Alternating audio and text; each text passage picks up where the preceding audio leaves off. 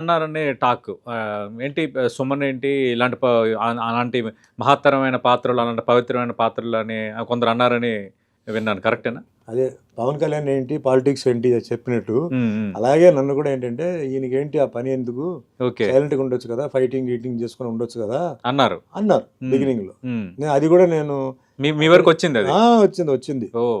Discuss చేస్తే director గారు ఒకడే అన్నారు, హ్మ్. సుమన్ నువ్వు ఏం ఫీల్ అవ్వద్దు, మేము చూసాం, మాకు తెలుసు, వీఆర్ కాన్ఫిడెంట్, ఇప్పుడు ఏం చెప్పం మేము, హ్మ్. సినిమా రిలీజ్ అయిన తర్వాత నువ్వు చూడు ఏడుస్తారు థియేటర్లో అన్నారు. అలాగే అందరూ ఏడ్చారు. ఏడ్చారు. ఓకే. అంత అంటే అలాంటి పాత్రలు చేసేటప్పుడు గతంలో 'ఎన్టీ రామారావు' గాని, మిగతా యాక్టర్స్ కొంత నిష్ఠతో ఉండేవారు అని అంటారు. అవును. అంటే దానికి తగ్గట్టుగా అంటే ఆ పాత్రకి ఆ పవిత్రతను చేకూర్చేలా నిష్ఠతో ఉండటం అనేది. మీరు కూడా అలాగే ఏమైనా ఫాలో అయ్యారా? నాకు ఆయన ఏం చేశారో తెలియదండి. హ్మ్. నాకు నాకు అప్పుడు సీనియర్స్ అందరూ నాతో పాటు ఉన్నారు. ఆయనతో పనిచేసిన వాళ్ళందరూ నాతో పాటు కొందరు ఉన్నారు. అవును. అప్పుడు వాళ్ళు చెప్పింది ఏంటంటే ఆయన నేల మీద పడుకునేవారండి. హ్మ్. తర్వాత ఆయన జనరల్గా ఎర్లీ మార్నింగ్ 3కి అవును. లేస్తారు. జనరల్ అది. అవునవును. ముఖ్యమంత్రిగా ఉన్నప్పుడు కూడా 2కే లేచేవారు. 3 o'clock లేసేవారు. అవును.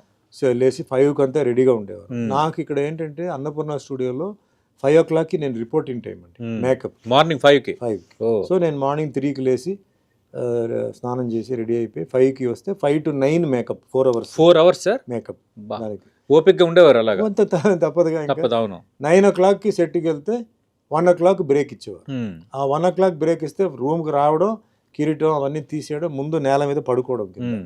ఓ అరగంట పడుకొని తర్వాత లేచి తర్వాత తినేసి మళ్ళీ టచ్అప్ చేసి హ్మ్. తర్వాత ఈవినింగ్ 6, 7, 8 వరకు అలా 8 months నేను చేశాను. ఓహ్! 8 months నాన్ వెజిటేరియన్ వదిలేశాను. హ్మ్. 8 months నో ఫ్యామిలీ లైఫ్ అండి. 8 months కింద నేల మీద పడుకొని 8 months ఎంత చలి అయినా